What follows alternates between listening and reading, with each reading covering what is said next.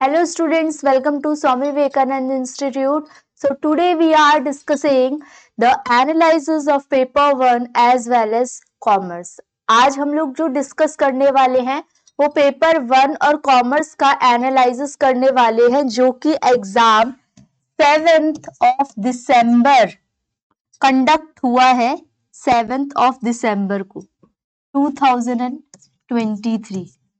तो पेपर को एनालिसिस करने से पहले जो लोग स्टार्टिंग से 2024 के लिए स्टार्ट कर रहे हैं तो उन्हें थोड़ा सा पैटर्न वगैरह पता होना चाहिए कि ये जो यूजीसी नेट का पेपर है वो कितने क्वेश्चंस आते हैं, कितने नंबर के होते हैं, is there any negative marking or not. तो अभी तक का जो सिनेरियो है उसमें नेगेटिव मार्किंग का सिनेरियो नहीं है। अब ये कब से इम्प्लीमेंट होता है वो देखने वाली बात है।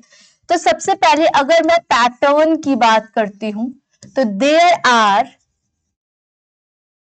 150 क्वेश्चंस। अब ये 150 क्वेश्चंस जो होते हैं वो 2 पार्ट्स में कंसिस्ट है, that is paper 1 and paper 2। Okay, so जो पेपर 1 होता है दैट इज जो कि सबके लिए कॉमन होता है। ये वाला जो पेपर होता है ये that is common to all the students, और जो पेपर 2 होता है that is subject oriented. Subject oriented होता है जो कि जैसे कि अगर कोई हिस्ट्री से बिलोंग कर रहा है तो उसका जो पेपर 2 होगा दैट विल बी हिस्ट्री, और जैसे कि मैं बिलोंग करती हूँ कॉमर्स स्ट्रीम से तो मेरा जो पेपर 2 होगा that will be the commerce. Okay, जो आपने मास्टर्स में कंटिन्यू किया है वही पेपर 2 यहाँ पे होता है। अब पेपर 1 में कितने क्वेश्चंस होते हैं? 50 क्वेश्चंस होते हैं, ठीक है।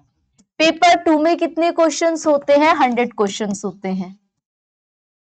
पेपर 1 कितने मार्क्स का होता है?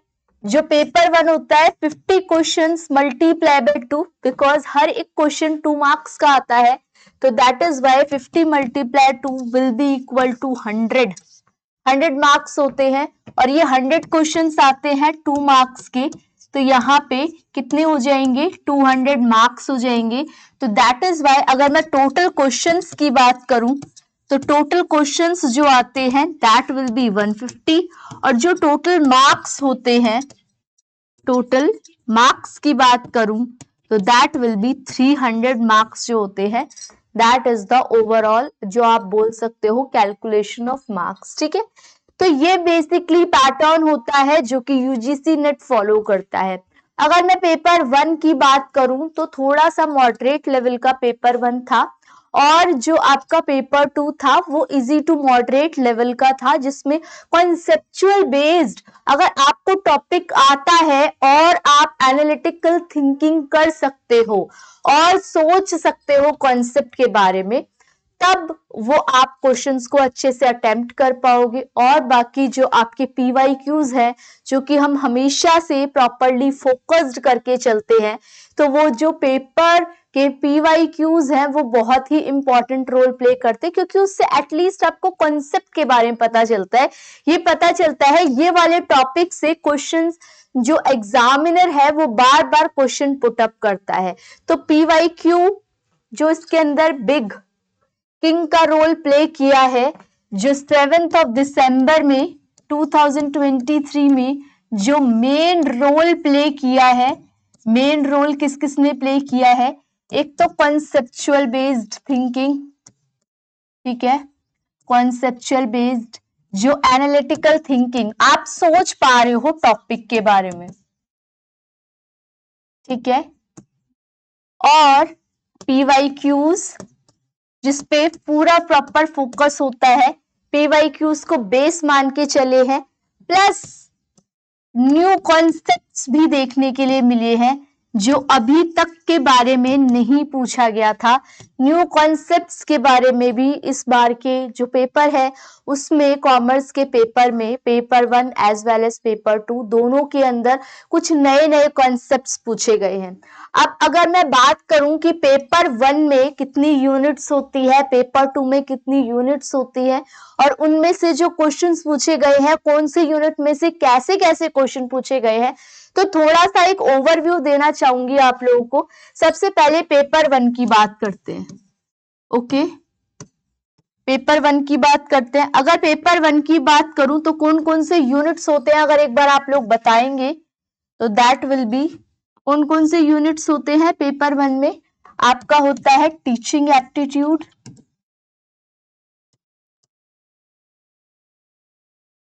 रिसर्च एप्टीट्यूड,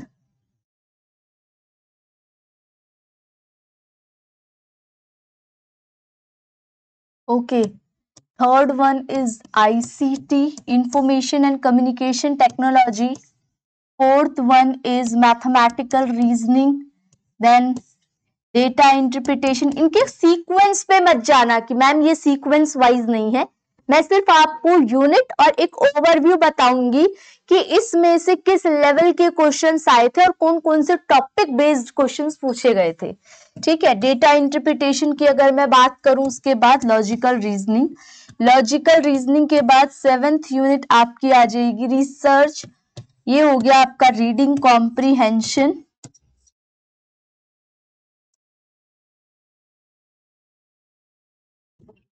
रीडिंग कॉम्प्रीहेंशन के बाद 8th यूनिट आप मान लो higher education,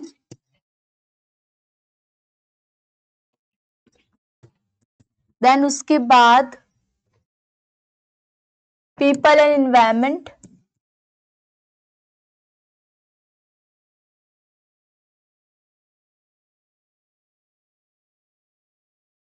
and the 10th one is communication, जो बीच में लेफ्ट ओवर रह गया।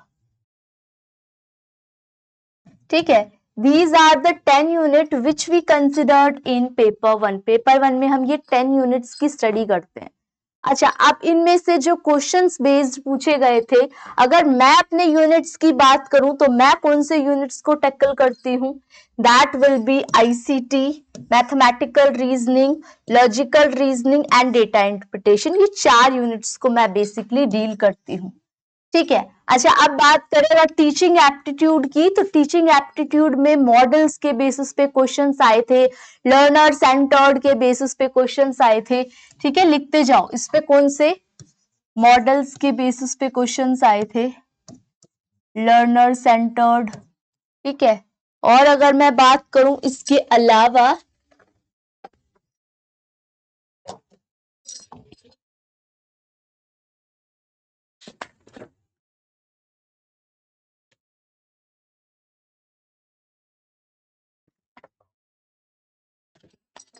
तो कौन कौन से फैक्टर्स है, फैक्टर्स के बेसिस पे भी क्वेश्चंस आए थे टीचिंग में। ठीक है, नाउ रिसर्च एप्टीट्यूड में आपको, जैसे कि आप लोगों को पता ही है कि रिसर्च में कैसे कैसे क्वेश्चंस आते हैं, हमेशा टाइप से पूछा जाता है क्वेश्चन, वही टाइप से क्वेश्चन पूछा गया था, टेस्ट के बेसिस पे क्वेश्चंस आए थे, है ना, इस टाइप से क्वेश्चंस को पूछा गया था रिसर्च के अंदर। और आपके उसमें प्रोबेबिलिटी सैंपल्स टाइप के क्वेश्चंस जो है वो पूछे गए थे रिसर्च के अंदर। देन ICT, अगर इंफॉर्मेशन कम्युनिकेशन टेक्नोलॉजी की बात करूं तो बाइनरी का क्वेश्चन नहीं था, लेकिन हाँ MB, अगर 1 MB में अगर एक फाइल 4 MB की आ रही है तो बताओ 10 MB समथिंग लाइक दैट, ऐसा क्वेश्चन 10 GB में कितनी फाइल्स आएंगी, समथिंग लाइक ऐसा टाइप का क्वेश्चन एक पूछा गया था। ठीक है, एक तो आपका ICT में, और आपको पता है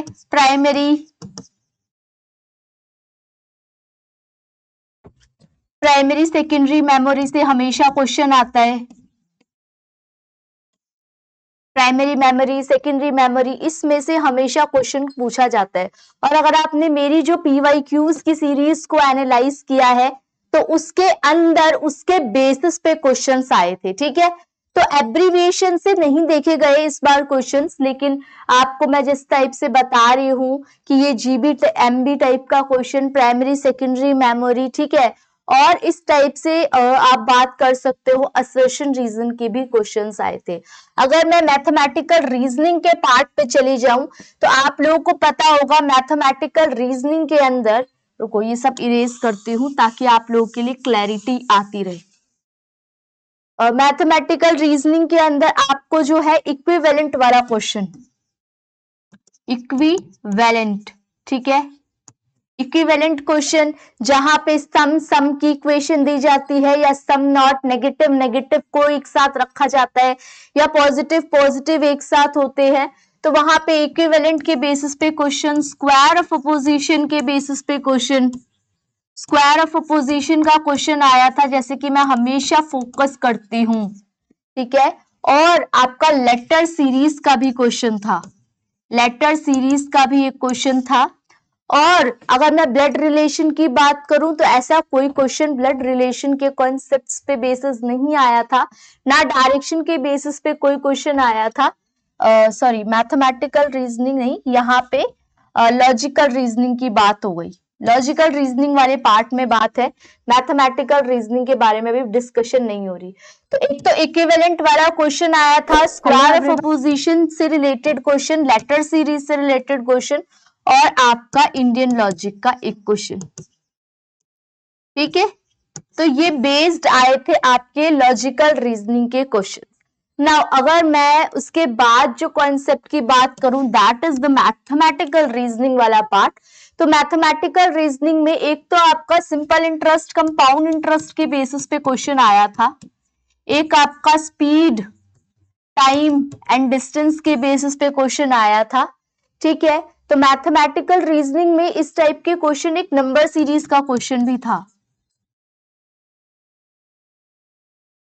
इस टाइप से क्वेश्चन मैथमेटिकल रीजनिंग में पूछे गए थे। तो आपको जो सिलेबस है उसका ओवरव्यू लेके चलना पड़ेगा, ऐसे नहीं कि आप सिर्फ गो थ्रू करते जा रहे हो, आगे पढ़ते जा रहे हो अपने फॉर्मूलेज, अपने कॉन्सेप्ट्स को, और बहुत अच्छे से। और सिंपल इंटरेस्ट, कंपाउंड इंटरेस्ट में से भी कंपाउंडेड 1.5 ईयर के बेसिस पे क्वेश्चन पूछा गया था, ठीक है। तो सेमी एनुअली टाइप का क्वेश्चन पूछा गया था। तो यहाँ पे आपको देखना पड़ेगा कि अगर आप कंपाउंड इंटरेस्ट भी पढ़ रहे हो तो आपको इन डेप्थ नॉलेज की बात करनी पड़ेगी। ऐसा नहीं है कि आप सिंपल इंटरेस्ट, कंपाउंड इंटरेस्ट के बेसिस पे सिंपल क्वेश्चन प्रैक्टिस कर लो। तो मैथमेटिकल रीजनिंग में इन डेप्थ वाले क्वेश्चन पूछे गए थे। नेक्स्ट इज, अगर मैं डेटा इंटरप्रिटेशन की बात करती हूँ, डेटा इंटरप्रिटेशन की बात करती हूं तो एक डीआई आया था स्टार्टिंग में ही, बेसिकली हमें देखने के लिए मिलता है डेटा इंटरप्रिटेशन का जो क्वेश्चन होता है स्टार्टिंग में ही देखने के लिए मिलता है। थोड़ा सा लेंदी था क्वेश्चन, ठीक है, ट्रिकी भी था, क्योंकि एक तो टोटल आपको टोटल वैल्यूज दे रखी थी, टोटल कैंडिडेट्स दे रखे थे, और टोटल कैंडिडेट्स के बाद आपको बॉयज या मेल कैंडिडेट बोल सकते हो वो दे रखे थे, आपको फीमेल नहीं दे रखी थी। तो फीमेल कैंडिडेट्स को वहां पे एनालाइज करना था। तो यहाँ पे थोड़ा सा कॉम्प्लिकेटेड हो जाता है डीआई। लेकिन अगर आप अटेम्प्ट करना चाहते तो आपके सारे के सारे क्वेश्चंस, अगर आपने डीआई की मेरी पीवाईक्यूज वाली सीरीज को, मैराथन को फॉलो किया है तो आपने देखा होगा, एक हमने क्वेश्चन किया था साइंटिफिक और कन्वेंशनल वाला। तो अगर आपने उस टाइप का क्वेश्चन प्रैक्टिस किया है, उस टाइप का क्वेश्चन को एनालाइज किया है, तो बस फिर तो कोई प्रॉब्लम होगी ही नहीं, डीआई आप आसानी से अटेम्प्ट कर लोगे। लॉजिकल रीजनिंग की भी हमने बात कर ली कि इसमें किस टाइप से क्वेश्चंस आए थे।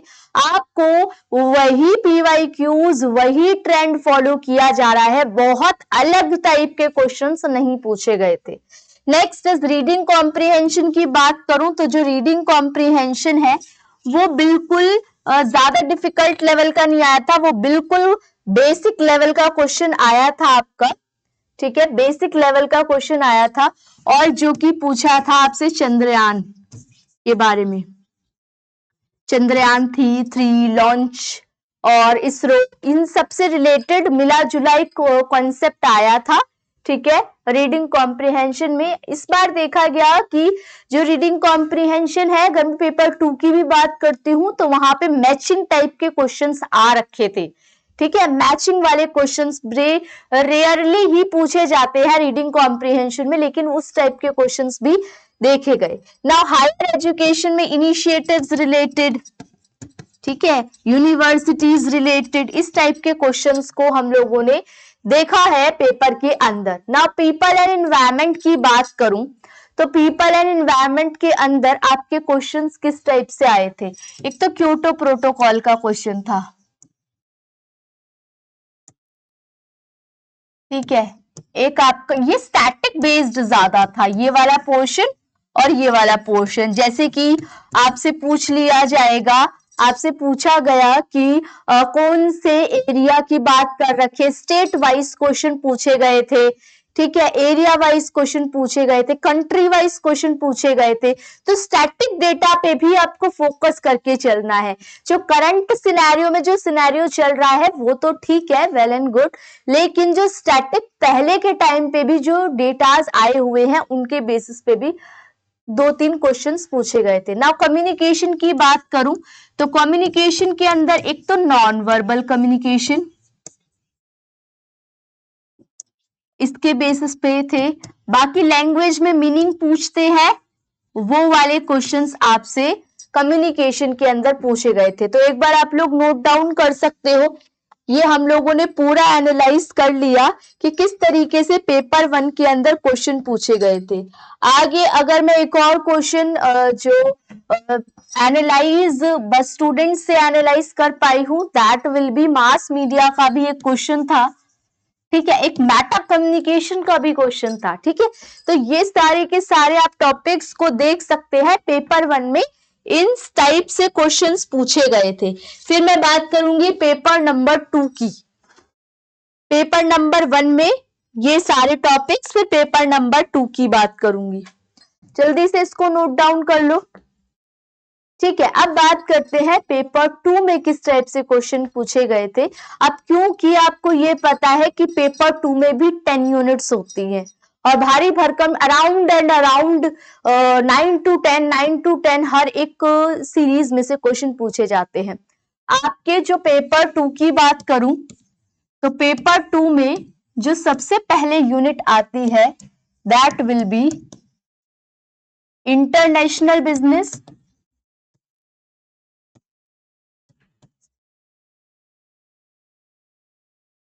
And business environment.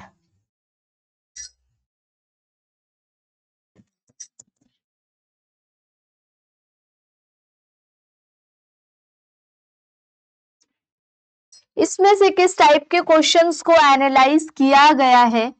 जो सबसे पहला टॉपिक है उसमें से तो अगर मैं इंटरनेशनल बिजनेस की बात करूं तो एक तो एफडीआई रूट के बारे में, जो एफडीआई का ऑटोमेटिक रूट है, इसके बारे में एक मैचिंग वाला क्वेश्चन पूछा गया है, ठीक है। मैच द फॉलोइंग में क्वेश्चन आया हुआ था। उसके बाद कॉर्पोरेट सोशल रिस्पॉन्सिबिलिटी के क्वेश्चंस, ठीक है, ये मैं इंटरनेशनल बिजनेस की बात कर रही हूं। टैरिफ नॉन टैरिफ, इन टॉपिक्स के बीच बारे में पूछा गया है, जो कि हर बार हम प्रेडिक्ट करते हैं कि पूछा जाएगा। साफ्टा के बेसिस पे कि कौन कौन सी कंट्रीज पे, कौन कौन सी इंडियन नेबरिंग कंट्रीज के ऊपर पूछा गया है कि इसके अंदर कौन सी इंडिया की नेबरिंग कंट्रीज ने इसको बाइंड अप कर रखा है। सोचो, अभी तक हम लोग ऑब्जर्वर, उसकी डेट्स, ये सब याद करते हैं, लेकिन अब जो है वो यूजीसी नेट आपको एक और लेवल अहेड लेके जा रहा है और कह रहे हैं कि ना केवल आप इनकी डेट्स, ऑब्जर्वर कंट्रीज और जो आपकी मेंबर कंट्रीज हैं ये याद करो, इसके अलावा इन डेप्थ नॉलेज लेने की जरूरत है। लेकिन आप ये भी नोटिस करो कि अगर आपको मेंबर कंट्रीज, ऑब्जर्वर कंट्रीज पता है तो इंडिया की नेबरिंग कंट्रीज, ये सब इजीली आप बता पाओगे, ठीक है।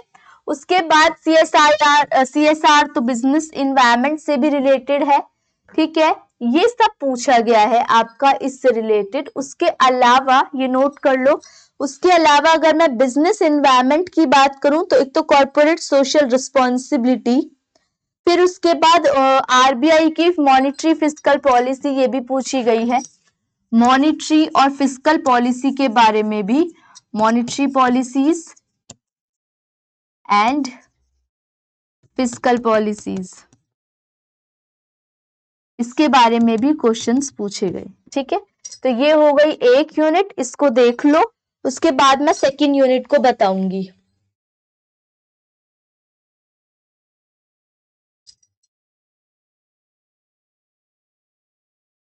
उसके अलावा अगर मैं और जो एनालिसिस की बात करूं तो इसके अंदर आपसे वो पूछा गया था, अरेंजमेंट पूछी गई थी कि कब कौन सा राउंड के बेसिस पे क्वेश्चन पूछा गया था कि दोहा और ग्रे राउंड कौन सा पहले आया था, कौन सा जो एग्रीमेंट है राउंड्स है वो पहले या दूसरे नंबर पे आए थे। ठीक है, नेक्स्ट इसके बाद अगर मैं बात करूं इंटरनेशनल बिजनेस के बाद, तो जो नेक्स्ट यूनिट आती है that will be accounting and auditing.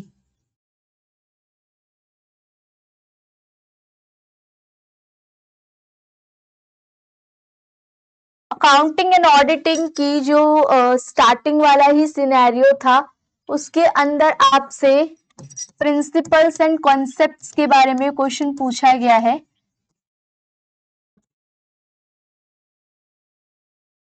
आपको रिटायरमेंट में, जब रिटायरमेंट होती है पार्टनर की, तो जो रिटायरिंग पार्टनर होते हैं वो गुडविल का शेयर किस रेशियो में बांटते हैं। ठीक है, रेशियो पूछी हुई थी कि वो न्यू प्रॉफिट शेयरिंग रेशियो में बांटते हैं, सेक्रीफाइसिंग रेशियो में बांटते हैं, जो गुडविल का शेयर देते हैं वो किस रेशियो में देते हैं, गेनिंग में देते हैं या तो फिर। एक 4 फीचर का क्वेश्चन भी देखने के लिए मिला था कि 4 फीचर अकाउंट में कितनी अमाउंट आएगी, है ना, 4 फीचर अकाउंट के अंदर। इसके अलावा एक नए क्वेश्चन की बात करूं तो असेट की क्लासिफिकेशन भी पूछी गई थी, असेट ए, असेट बी, इस टाइप से असेट की क्लासिफिकेशन, जो एक नया कॉन्सेप्ट देखने के लिए मिला कि असेट की क्लासिफिकेशन। और ऑडिटिंग की बात करूं तो यहाँ पे भी 1 to 2 क्वेश्चंस ऑडिटिंग के बेसिस पे, जो हर बार हम अज्यूम करते हैं कि 1 to 2 क्वेश्चंस आएंगे, तो वो 1 to 2 क्वेश्चंस आए थे। ठीक है, 4 फीचर के पिछले काफी टाइम से रिपीट नहीं हो रहे थे, लेकिन इस बार आए थे। और मार्जिनल कॉस्टिंग का भी।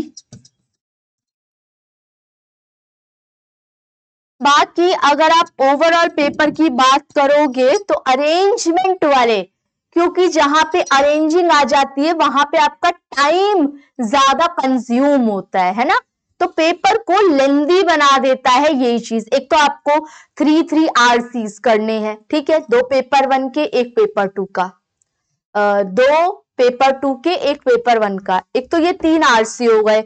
फिर एक हो गया आपका डाटा इंटरप्रिटेशन का क्वेश्चन। उसके अलावा अगर मैं क्वेश्चन की बात करूं तो ये जो आपके अरेंजमेंट वाले क्वेश्चन होते हैं कि ए पहले आएगा कि या बी पहले आएगा, वो टाइम की खपत करते हैं। तो आपको अगर इसकी सबकी पहले से ही अरेंजमेंट करोगे ना, जितने ज्यादा मॉक दोगे तो वो आपके लिए उतना ज्यादा बेनिफिशियल होगा। उसके अलावा मैं अगर बात करूं, उसके अलावा वाले की बात करूं accounting and auditing, then economics में आपके लॉज पूछे गए थे, price elasticity, law of demand के बेसिस पे क्वेश्चन आए थे। ठीक है, आइसोक्वांट कर्व के बारे में क्वेश्चन पूछा गया था, आइसोक्वांट कर्व, ठीक है, उससे रिलेटेड है या नहीं, कितना कितना रिलेटेड है। ठीक है, इस टाइप से क्वेश्चन आया था।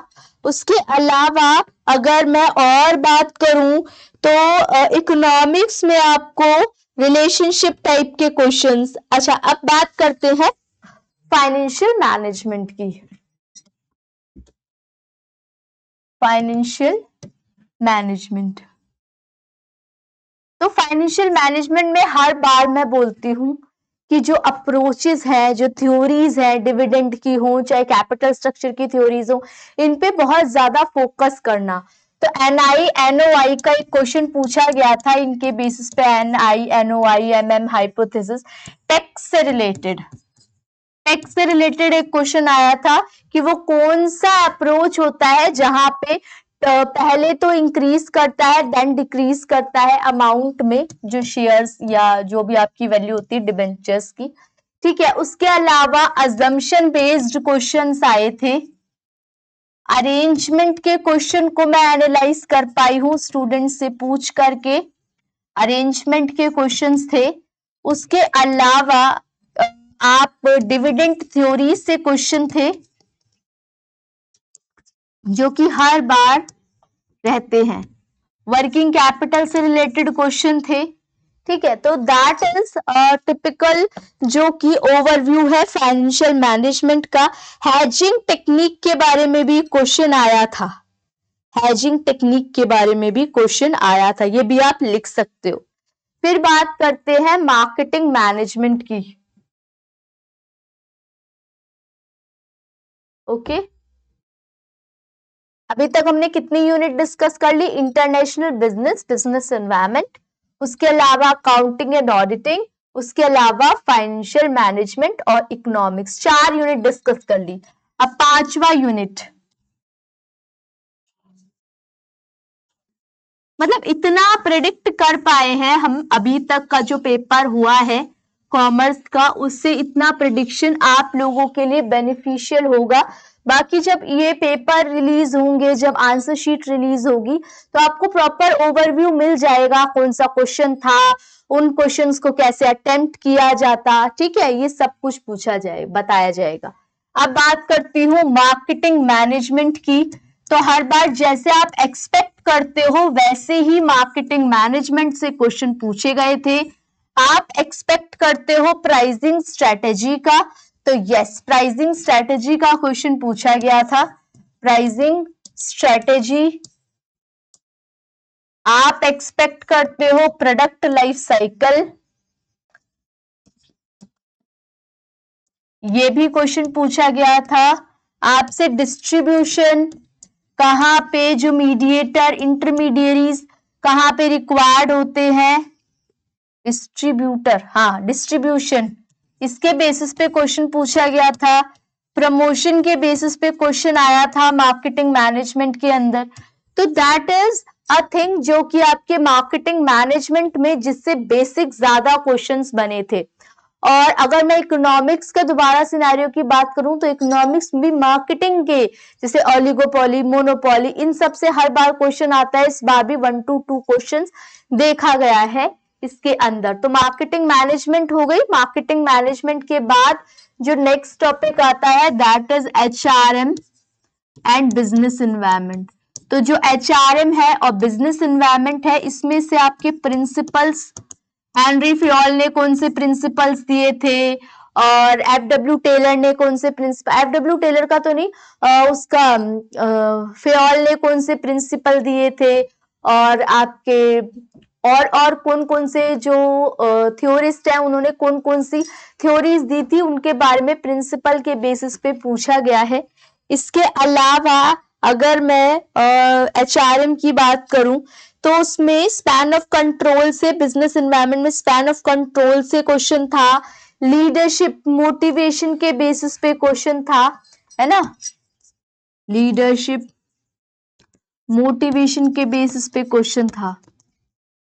तो ये सब क्वेश्चन आपको देखने के लिए मिले थे। HRM में भी क्वेश्चंस थे बिहेवियर के बेसिस पे, ठीक है, कंज्यूमर के बिहेवियर के बेसिस पे, ये सब देखने के लिए मिले थे। फिर उसके बाद अगर नेक्स्ट कितनी यूनिट डिस्कस कर ली? 6। अब बात करते हैं नेक्स्ट यूनिट की, दैट इज बैंकिंग। बैंकिंग के अंदर एक banking and financial institution RBI के बेसिस पे क्वेश्चंस थे और कई क्वेश्चंस थे, ठीक है। मॉनेटरी फिस्कल पॉलिसी के ऊपर क्वेश्चन थे, मॉनेटरी एंड फिस्कल पॉलिसी। इसके अलावा अगर आरबीआई और आपके नॉन बैंकिंग फाइनेंशियल इंस्टीट्यूशन के बेसिस पे थे, ठीक है, एनबीएफसीज।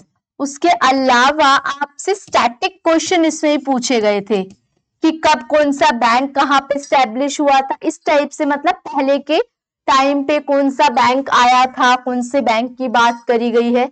उसके बाद अगर मैं बात करूं बैंकिंग के बाद, तो बैंकिंग के बाद जो टॉपिक है that will be legal. Legal की बात कर लेते हैं। लीगल के अंदर कंपटीशन एक्ट से काफी क्वेश्चन थे, कंपटीशन एक्ट से काफी क्वेश्चन थे, और उससे कंपटीशन एक्ट के बाद ब्रीच ऑफ कॉन्ट्रैक्ट से कि रेमिशन क्या होता है, इन सब के बेसिस पे मैचिंग पूछी गई थी। नेक्स्ट इज उसके बाद थर्ड की अगर मैं बात करूं तो लीगल में आरटीआई से रिलेटेड क्वेश्चन थे, ठीक है, और उसके कॉपीराइट ट्रेडमार्क के क्वेश्चन थे। तो ये है आपका बैंकिंग और लीगल की। उसके बाद अगर एक और यूनिट बचा है, दैट विल बी, एक और यूनिट जो बचा है वो सिर्फ इनकम टैक्स बचा है, ठीक है। बाकी सब हम लोगों ने डिस्कस कर लिया। इनकम टैक्स की भी बात कर लेती हूँ। तो इनकम टैक्स में जो क्वेश्चंस पूछे गए हैं, तो इनकम टैक्स के क्वेश्चंस की अगर मैं बात करूं तो इसके अंदर क्लबिंग से क्वेश्चन था कि बताओ कि अगर एक जो डॉटर है या आपका सन है, कोई इनकम जनरेट कर रहा है, तो वो किसकी इनकम में क्लब होंगे। अच्छा, उसमें भी काफी सारे ऑप्शंस हैं। पहले आपको A B C D E F, मान लो सपोज इतने ऑप्शंस है। उसके बाद आपसे ये पूछ रहे ए बी सी होगा, बी सी डी होगा, डी ई एफ होगा, कौन सा होगा। तो इस टाइप से क्वेश्चन आपको क्या करता है, टाइम और खपत करता है, ठीक है, टाइम कंज्यूमिंग बनाता है। 139(6) से क्वेश्चन था, ठीक है। और अगर मैं बात करूं तो आपके क्लबिंग से advance payment of tax, advance payment of tax, ठीक है, इसके बेसिस पे क्वेश्चन था। तो देखो हम लोगों ने कितनी यूनिट्स डिस्कस कर ली, अराउंड 10 यूनिट्स पेपर 1 में, 10 यूनिट्स पेपर 2 में डिस्कस कर ली। तो अब इससे ओवरऑल कंक्लूजन मेरे अकॉर्डिंगली क्या निकलता है, देखो एक तो डिपेंड करता है कि आपकी कॉन्सेप्चुअल नॉलेज कितनी अच्छी है। अब की टर्म्स की बात कर लेते हैं, कुछ कंक्लूजन की बात करते हैं। मेरे अकॉर्डिंगली अगर मैंने जितना एनालाइज कर पाई हूं, अगर वो एनालाइज की बात करूं तो आगे के स्टूडेंट को किस तरीके से प्रिपेयर रहना चाहिए, ठीक है। अगर मैं कंक्लूजन की बात करूं, सबसे फर्स्ट की बात है, आपको डायरेक्ट पीवाईक्यू पे जंप नहीं करना। अब जो 2024 के लिए अप्लाई कर रहे हैं, स्टार्ट कर रहे हैं अपनी प्रिपरेशन, उन्होंने तो स्टार्ट कर दी होगी, लेकिन अभी जो बिल्कुल स्टार्टिंग वाले फेजेस में जिनको कुछ भी नहीं पता, तो देखो अगर आपके पास प्रीवियस वाली बुक्स है तो अभी इनफ टाइम है कि आप अपने कॉन्सेप्ट्स को पॉलिश कर सकते हो, कॉन्सेप्ट्स को बहुत अच्छे से एनालाइज कर सकते हो। उसके अलावा अगर आप कॉन्सेप्चुअल नॉलेज, अगर आपके पास गाइडेंस है, तो ये तो सबसे बड़ी प्रॉपर। अगर आप सेल्फ स्टडी भी कर रहे हो तो कॉन्सेप्ट्स की नॉलेज, चाहे वो सेल्फ स्टडी वाला स्टूडेंट हो, चाहे वो गाइडेंस लेके करने वाला स्टूडेंट हो, उन दोनों को कॉन्सेप्ट की रिक्वायरमेंट तो होगी, क्योंकि स्ट्रेट फॉरवर्ड क्वेश्चन पूछे ही नहीं जा रहे। अब आपसे क्वेश्चन को घुमाया जा रहा है, आसानी वाले क्वेश्चन नहीं पूछे जा रहे। तो कॉन्सेप्ट को आपको अच्छा करना पड़ेगा, कॉन्सेप्ट की रिवीजन करनी पड़ेगी। रिवीजन के बाद आपको एनालिटिकल थिंकिंग डेवलप करनी पड़ेगी। अब ये एनालिटिकल स्किल्स या एनालिटिकल थिंकिंग डेवलप कैसे होगी, जब आप रिपीटेडली मॉक टेस्ट वगैरह अप्लाई करोगे, लगाओगे, तो आपको ये पता चलेगा कि अच्छा ठीक है, इस टाइप के क्वेश्चंस को अगर रिपीटेडली पूछा जा रहा है तो मेरा माइंडसेट कैसा होना चाहिए इस पर्टिकुलर क्वेश्चन के। तो रिवीजन बहुत इंपॉर्टेंट है, एनालिटिकल स्किल्स डेवलप करना इंपॉर्टेंट है, और कॉन्सेप्ट्स। बाकी पीवाईक्यू को तो आप इग्नोर कर ही नहीं सकते, तो ये तो की रोल प्ले कर ही रहा है, क्योंकि ये एनालिसिस ही हम इसलिए कर रहे हैं ताकि नेक्स्ट अटेम्प्ट जो देने वाले हैं उनको काफी क्लैरिटी हो पाए कॉन्सेप्ट्स की, ठीक है। तो होपफुली आपको कुछ ना कुछ तो सीखने के लिए मिला होगा इस पर्टिकुलर वीडियो से। बाकी आप लोगों से नेक्स्ट क्लास में मीटअप करते हैं। Thank you for watching students.